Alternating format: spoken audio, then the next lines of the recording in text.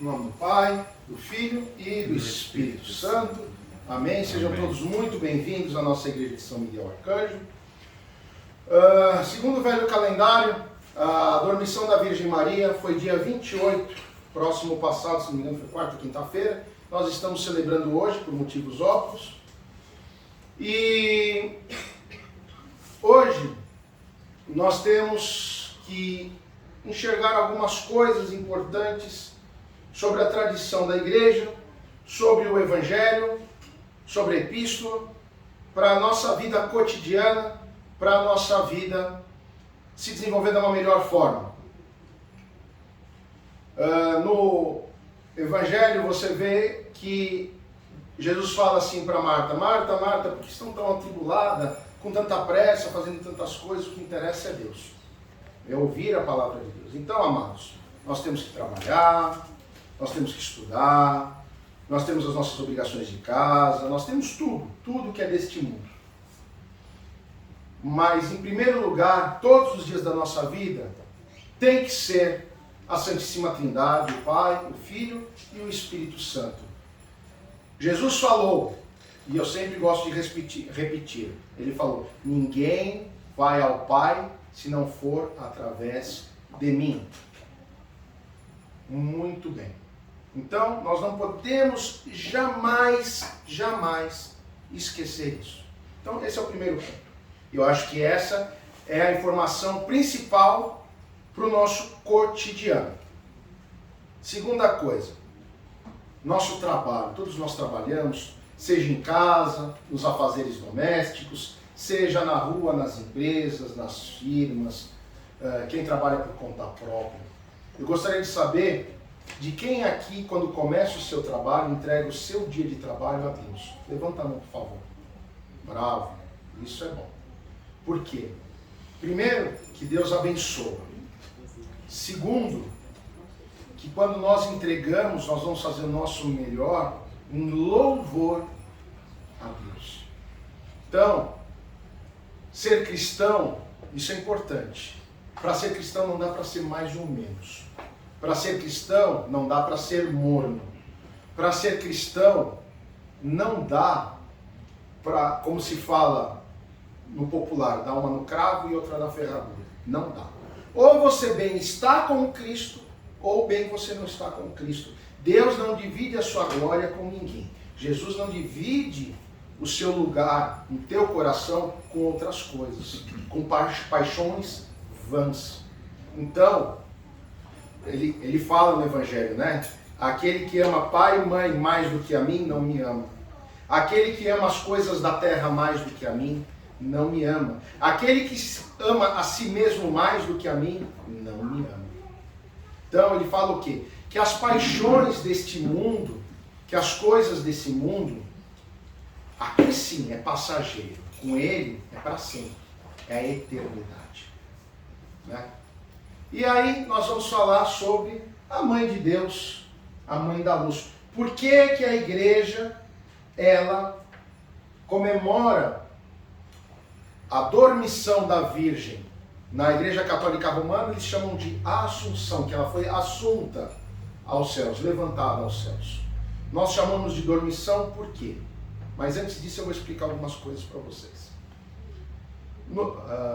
Maria faleceu antes do ano 100, porque se ela tinha 14 anos quando ela deu à luz a Cristo, e Cristo morreu com 33 anos, ela já tinha os seus 47 anos, se a minha matemática não estiver errada. Vamos supor que ele já fala que ela morreu idosa. Idosa é acima dos 80 anos, né?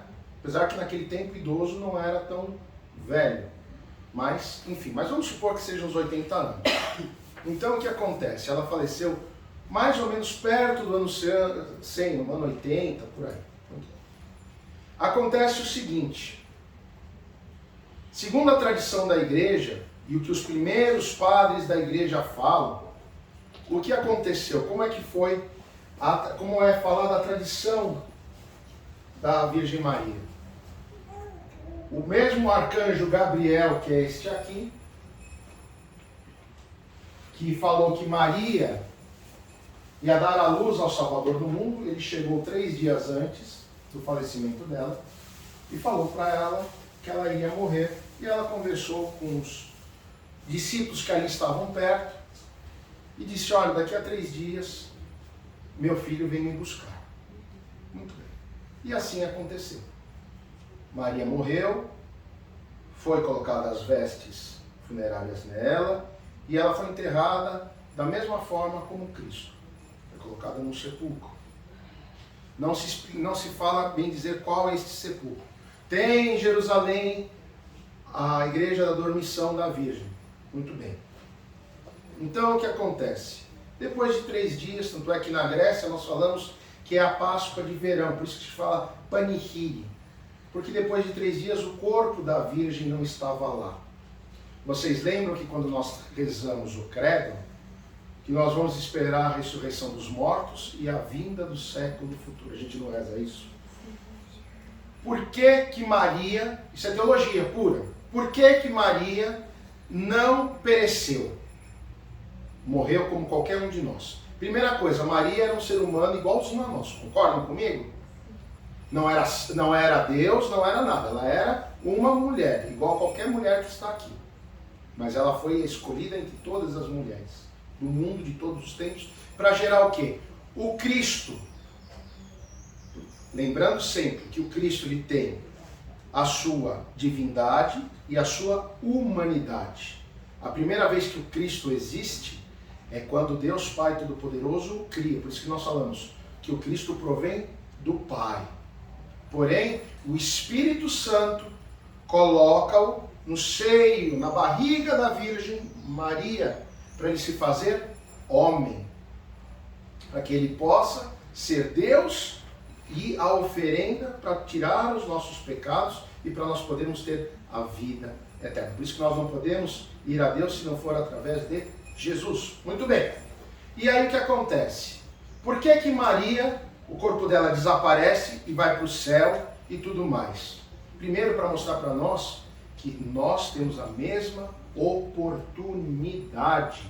Nós temos direito à salvação. Nós temos direito a um corpo santificado e à eternidade com Cristo no paraíso, na Nova Jerusalém, enfim, como vocês queiram chamar.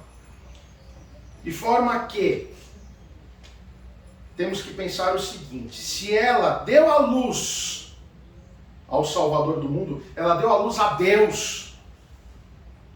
Porque não é porque ele se fez homem que ele deixou de ser Deus. Em momento nenhum nós podemos dividir as duas, divindade e humanidade do Cristo. Jamais poderemos fazer isso. Anátema quem fizer. Então nós temos que pensar o seguinte: como é que a morte, que é a corrupção devido aos nossos pecados, porque lembrem, quando vocês lembram lá do Adão e da Eva, se eles não tivessem cometido erro, eles seriam eternos. Por que que nós morremos? Devido ao erro deles. Por isso, o corpo imaculado de Maria, aquele ventre, não poderia ter sido destruído pela morte. Não poderia ser destruído pela nossa humanidade. Ela não é Deus, mas ela foi retirada, porque senão, o que aconteceria? Ela estaria negando a própria ressurreição do Cristo. Como é que o Deus permite que aonde ele habitou e se fez carne, pudesse perecer? Então, por isso que a igreja, a partir no final do século IV, no início do século V, começou a celebrar no calendário direitinho a dormição da Virgem. Para vocês terem uma ideia, essa festa só é comemorada hoje em dia na Igreja Católica coisa de um século atrás. Antes não tinha isso. Então nós somos muito mais antigos porque isso é teologia pura. Isso faz parte do alicerce da salvação para nós. Vocês veem que Cristo, ele faz durante a vida 2 ressurreições. No sentido de fazer a pessoa voltar da morte. Lázaro, que é quando começa a Semana Santa. E vocês lembram daquela menininha que ele foi no quarto e a levantou e disse, ela estava apenas dormindo, ela já estava morta há 3 dias, agora me foge o nome dela. E a terceira é Maria. Então, ele ressuscitou aquela que estava dormindo, que era menininha, mas estava ali em corpo, o Lázaro, que era grande amigo dele, e depois a própria mãe. Então, amados, isso é para nos dar força espiritual, aquela fé que não é a fé da razão. Ah, é verdade, ele falou aquilo. Não, é uma fé que ninguém pode explicar. O Cristo é o Deus realmente do impossível. Tudo ele pode. E nós, que recebemos a herança através do batismo, somos filhos de Deus pelo batismo, nós temos um pacto, uma aliança indestrutível através do batismo, da crisma, e toda vez que nós tomamos a comunhão, como eu gosto sempre de falar, nós estamos dizendo, estamos com você, continuamos firme, porque a comunhão nos dá isso. Nós estamos selando de novo o nosso pacto, recebendo o corpo e o sangue de Cristo através da Sagrada Eucaristia, da comunhão. Por isso, hoje a igreja celebra dessa forma a Nossa Senhora com tanto amor, não porque ela pode nos salvar, o único que salva é Jesus Cristo, mas ela é nossa intercessora, porque ela subia aos céus e ela está junto do Cristo. Se vocês olharem no ícone, isso mostra. O corpo dela não ficou aqui, e ela já está ali na glória de Deus, com Deus e com o seu Filho. Isso nos dá esperança. Por isso que nós rezamos, Santíssima Mãe de Deus, salva-nos. Não no sentido que ela vai nos salvar, mas ela vai rogar a Jesus, olha meu filho amado, como ela fez nas bodas de Canaã, que é mais do que bodas de Canaã, que ele fala, mulher, não é chegada a minha hora ainda. E ele, para agradar a mãe dele, obedecer a mãe dele, mesmo como Deus, ele faz um milagre, e ali se faz vinho na água. Então, amados, que nós sejamos esse vinho das bodas de Canaã, o mais doce, o mais agradável perante Deus. Que as nossas orações, neste primeiro dia de setembro, seja um dia de bênção nas nossas vidas. Eu agora estava comungando e pedindo a Deus, não sei se deu para ouvir a minha voz, porque às vezes eu falo um pouco alto, às vezes falo um pouco baixo, mas eu pedi que cada um de vós que estão aqui, que cada um, o que veio realmente procurar espiritualmente, que receba hoje. Receba para que o Espírito Santo possa entrar no coração de cada um. Porque aqui é a igreja ortodoxa. Tem o nome ortodoxa, reto, retidão. Mas nós, na verdade, somos a igreja primitiva. Portanto, que essa fé dos apóstolos, que esse Espírito Santo que toca nos corações e que vai tocar em nós, como tocou em mim na comunhão, que essa graça, que esse milagre que cada um procura, que essa abertura de caminhos, enfim, não importa a dificuldade, isso é bobagem, mas aquilo que você realmente busca, aquilo que você realmente crê com todas as suas forças, crê que o impossível vai acontecer, que o impossível está acontecendo. Este é o Deus que a igreja primitiva serve. E por que serve? Serve porque vê os milagres todos os dias. As pessoas têm que compreender que a graça, como falou, é a graça de nosso Senhor Jesus Cristo. Ela é que move os milagres nas nossas vidas. E portanto, amados, hoje quando vocês forem se acercar da comunhão, peçam, roguem a Deus dos vossos corações com toda a sua força, do fundo das vossas almas. Que vocês recebam aquilo que vocês vieram aqui, nessa pequena igrejinha buscar.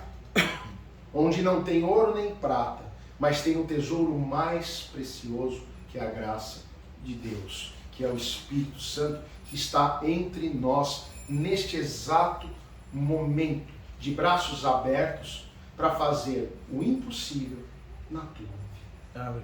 Amém. Bom? Que Deus abençoe grandemente vocês. Que nesse primeiro dia de setembro, que seja um setembro muito, muito abençoado. muito, muito próspero. Que não falte comida nas nossas mesas. Que não falte fé nos nossos corações. Que o Espírito Santo, no momento da nossa fraqueza, segure os nossos corações. E que Jesus tenha misericórdia e nos carregue no colo conforme a nossa necessidade. Que o Espírito Santo ilumine o nosso pensamento para que nós possamos ser capacitados em servir adequadamente a Ele e só a Ele, respeitando, sim, a sagrada tradição, respeitando a igreja e, mais importante, que nós possamos ser o semblante de Deus, que o Espírito Santo use as nossas bocas e toque os nossos corações para ajudar aquele que mais está precisando naquele momento que você encontra às vezes no meio da rua. Porque a misericórdia que nós temos com o nosso próximo é a misericórdia que Deus terá conosco. Por isso, quando nós cuidamos do nosso próximo, aquele mais simples, mais necessitado, é como se nós estivéssemos cuidando do próprio Cristo, como acontece naquela cena da crucificação, que ele está carregando a cruz e vem uma pessoa e carrega a cruz para ele, porque ele já não aguentava mais do sofrimento do mundo nas costas dele. Então, amados, que nós possamos estar capacitados para isso. Que eu, como bispo, esteja, que o diácono esteja, que todos vós estejam. Que a gente possa dar um sorriso e um abraço amigo naquele que precisa. Amém. Tá bom? Porque a gente tem aquele que ama o próximo, ama a Deus. Não dá para servir a Deus e amar a Deus sobre todas as coisas se você não ama o teu próximo. Porque nós somos a criação mais perfeita que Deus fez nesse mundão chamado Terra.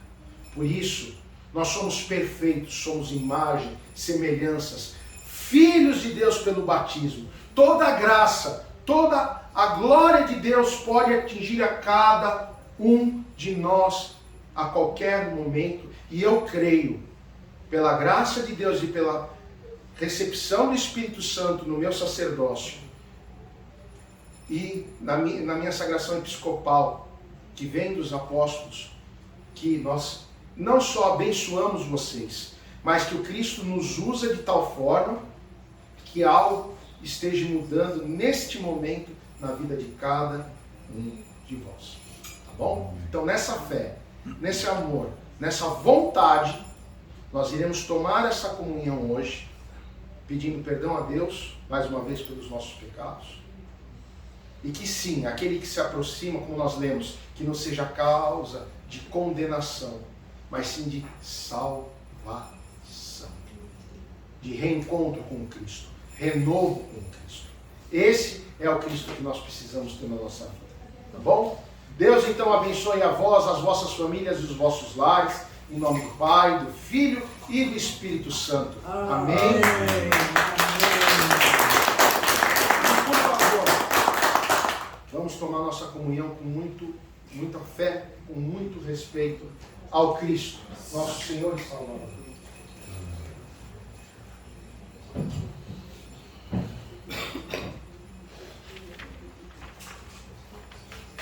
Com fé e amor, aproximai-vos para receber em paz a Santa Comunhão.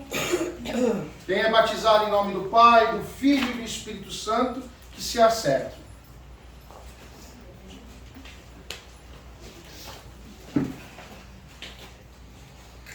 Recebe o corpo e o sangue de Cristo, a serva de Deus Maria, para a remissão dos pecados e a vida eterna. Amém. Eu esqueci teu nome, perdão. Senhor Deus, recebe o corpo e o sangue de Cristo, o servo de Deus Pedro, para a remissão dos pecados e a vida eterna. Amém. Eu não lembro os nomes, eu peço perdão. Recebe o corpo e o sangue de Cristo, o servo de Deus Hélio, para a remissão dos pecados e a vida eterna.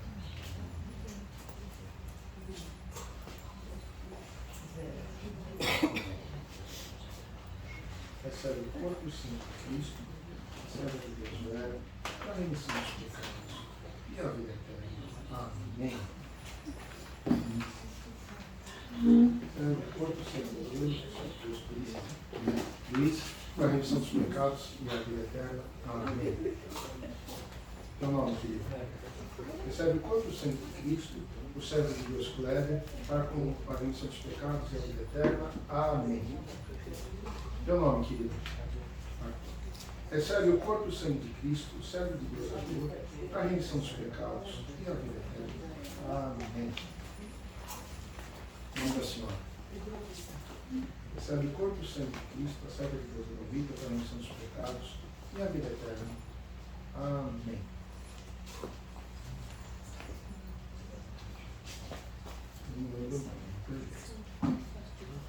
Recebe o corpo e o sangue de Cristo, a serva de Deus dos anjos, a remissão dos pecados e a vida eterna. Amém. Teu nome, querido. Recebe o corpo e o sangue de Cristo, o servo de Deus Roberto, para a remissão dos pecados e a vida eterna. Amém.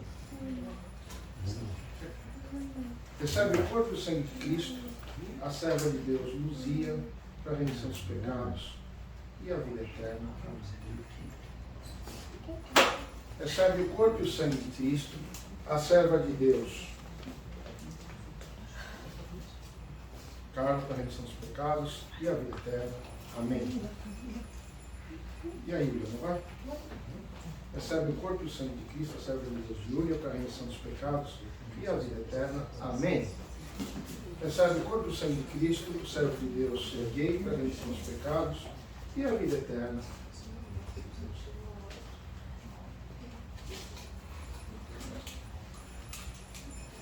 Salva, Deus, o teu povo e abençoa a tua